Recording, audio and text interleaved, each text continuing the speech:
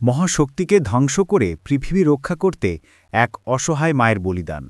কি হয়েছিল সেদিন, যার জন্য নিজের সন্তানকে জন্ম দিয়েই আশ্রমে ফেলে রেখে চলে যেতে হয়েছিল? আর সেই সন্তান কি পেরেছিল মায়ের বলিদান সফল করতে? সে কি পেরেছিল পৃথিবী রক্ষা করতে? জানতে চোখ রাখুন আজকের ভিডিওতে। স্বাগতম সিনেমা এক্সপ্লেন বাংলায়। আমার চ্যানেলে যারা নতুন, অনুগ্রহ করে একটা সাবস্ক্রাইব করে রাখবেন। তো চলুন আজাইরা প্যাচাল বাদ দিয়ে ভিডিও শুরু করা যাক।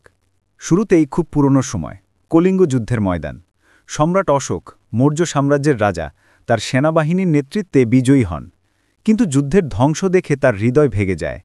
লাশের স্তূপ, রক্তাক্ত মাটি, চিৎকার। তিনি বলেন, এই ধ্বংসের শক্তি আর কারো হাতে যেন না পড়ে।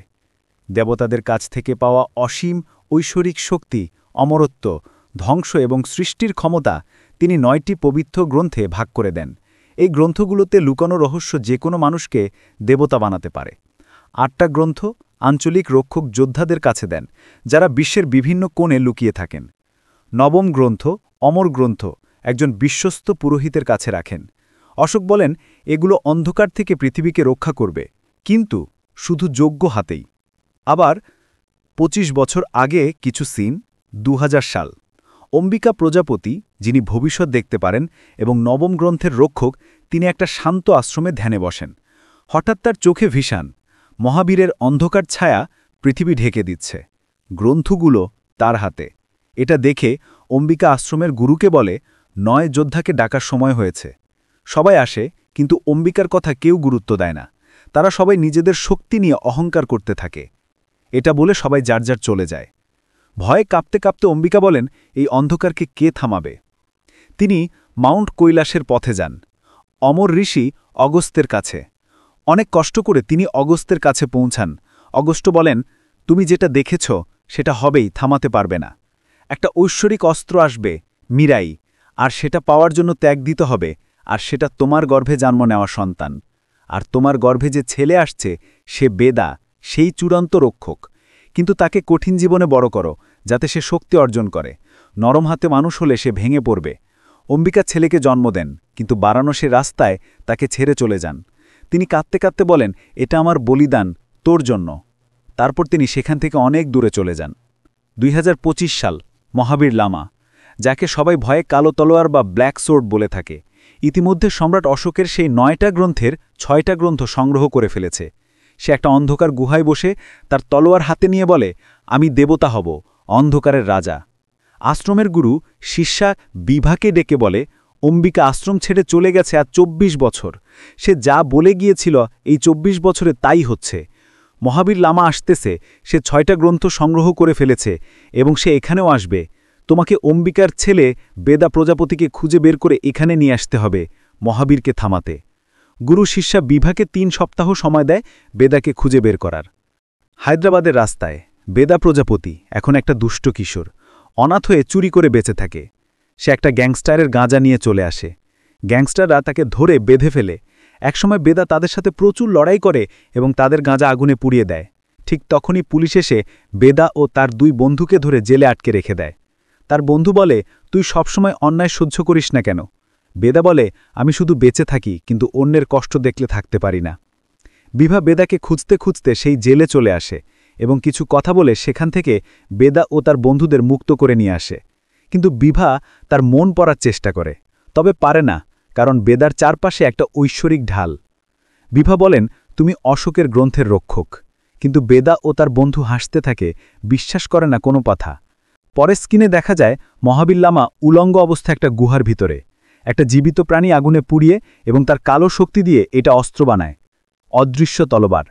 সে এইবার যায় জাপানে, যেখানে 9 গ্রন্থের একটা গ্রন্থ লুকানো আছে। সেখানে মহাবীর লামা গিয়ে সবাইকে নির্মমভাবে হত্যা করে। দেখে যে সেই গ্রন্থ রক্ষা করছে একটা বিষাক্ত সাপ। মহাবীর তার কালো শক্তি দিয়ে সেই সাপকে মেরে সেই গ্রন্থ নিজের কাছে নেয়। এটার মাধ্যমে তার 7টা গ্রন্থ সংগ্রহ হয়ে যায় এবং বলে, বাকি 2টা গ্রন্থ সংগ্রহ করতে আর মাত্র 2 সপ্তাহ সময় আছে মাত্র। পরের সিনে দেখা যায় আগেরবারে সেই গ্যাংস্টাররা বেদাকে আক্রমণ করেছে, আর সেখানে গিয়ে বিভা বেদাকে পালাতে সাহায্য করে। এর মাধ্যমে বেদা বিভার প্রেমে পড়ে এবং একদিন বিভার খোঁজে যায় এবং বলে, আমি তোমাকে ভালোবাসি। কিন্তু বিভা বারবার বলে, বেদা তুমি অনাথ নও, তোমার মা বাবা আছে, তোমার মায়ের নাম অম্বিকা, আর তোমার মাই তোমাকে বলিদান করেছে কালো শক্তি থেকে পৃথিবী রক্ষা করতে। এখন সময় এসেছে মহাবীর লামাকে ধ্বংস করার। কিন্তু কিছুতেই বেদা বিশ্বাস করতে চায় না। দেখা যায় মহাবীর লামা এর এক প্রফেসর বলে যে আপনি তো সবসময় 8টা গ্রন্থের কথা বলেছেন, কিন্তু 9 নাম্বার গ্রন্থের কথা কখনো বলেননি। তখন একটা ফ্ল্যাশব্যাক দেখায় যে অম্বিকা বলছে লামাকে, 8টা গ্রন্থ তুই হাসিল করতে পারবি, কিন্তু 9 নম্বর গ্রন্থ তুই ছুঁতেও পারবি না। মহাবীর প্রফেসরকে বলে 9 নম্বর গ্রন্থ কোথায় আছে তা জানার জন্য একজনকে পাঠিয়েছি সন্ন্যাসী হিসেবে সেই আশ্রমে। বেদা একটা কার চুরি করে নিয়ে চলে আসে এবং কিছুদূর যাওয়ার পর দেখে সেই গাড়িতে বাচ্চা অপহরণ করা ছিল। তখন বিভা বলে, এটাই তোমার নিয়তি। তখন বিভা বেদাকে বিস্তারিত বলে, তোমাকে মিরাই যেতে হবে মহাবীর লামাকে থামাতে হলে। বেদা বলে, আমি কিভাবে মিরাই যাব, আমি রাস্তা চিনি না। বিভা বলে, রাস্তা তোমার স্মরণে, এটা বিশেষ মুদ্রার মাধ্যমে বাইরে আনতে হবে। সেই মুদ্রার নাম মাতৃক মুদ্রা। বিভা দেখিয়ে দেয় আর বেদা সেইভাবে মুদ্রায় বসে এবং প্রথমবার সে তার মায়ের আওয়াজ শুনতে পায়, যেখানে তার মা বলে মিরাই যেতে। মহাবীর লামাই এবার 8ম গ্রন্থ পাওয়ার জন্য চলে যায় মরক্কো। সেখানে সে একটা অদ্ভুত ধরনের অস্ত্রের মুখোমুখি হয়, কিন্তু মহাবীর কালো শক্তির মালিক। কিছুক্ষণ পর সব অস্ত্র ধূলিসাৎ করে 8ম গ্রন্থ নিজের কাছে নেয় এবং সেখান থেকে সেই অদ্ভুত অস্ত্রগুলো তার সাথে করে নিয়ে আসে। মহাবীরের লোকেরা অম্বিকার পুরানো আশ্রমে আক্রমণ করে, আগুন লাগিয়ে দেয় আর সবাইকে নির্মমভাবে হত্যা করে। সেখান থেকে তারা বিভার সম্পর্কে জানতে পেরে বিভাকে মারতে আক্রমণ করে, বিভাকে বন্দী করে, বেদাকে আঘাত করে রক্তাক্ত করে ফেলে রেখে চলে যায়। রক্তাক্ত অবস্থায় সে মাতৃক মুদ্রা করে ধ্যানে বসে। হঠাৎ তার বুকে একটা চিহ্ন জ্বলে ওঠে, হিমালয়ের মানচিত্র, যেন তার শরীরে খোদাই করা হয়েছে। আহতগুলো নিরাময় হয়, সে উঠে দাঁড়ায়। বেদা তার বন্ধুর সাহায্যে মানচিত্র ভালো করে দেখে আর মিরাই যাওয়ার সিদ্ধান্ত নেয়। বেদা মানচিত্র অনুসরণ করে হিমালয়ের তুষারময় গুহায় পৌঁছায়।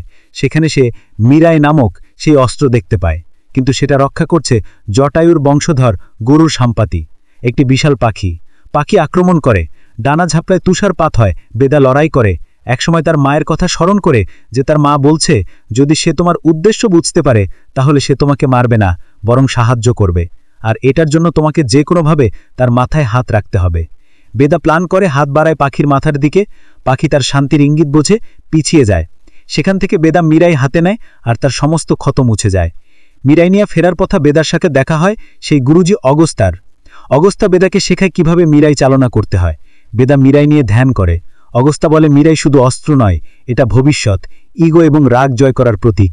পরে এটা রামের ধনুক সরঙ্গ বা কডান্দায় পরিণত হবে, যা ধর্ম এবং করুণার ভারসাম্য রক্ষা করবে। অগস্তা তাকে প্রশিক্ষণ দেয়, অস্ত্র তোমাকে চালাবে না, তুমি চালাবে।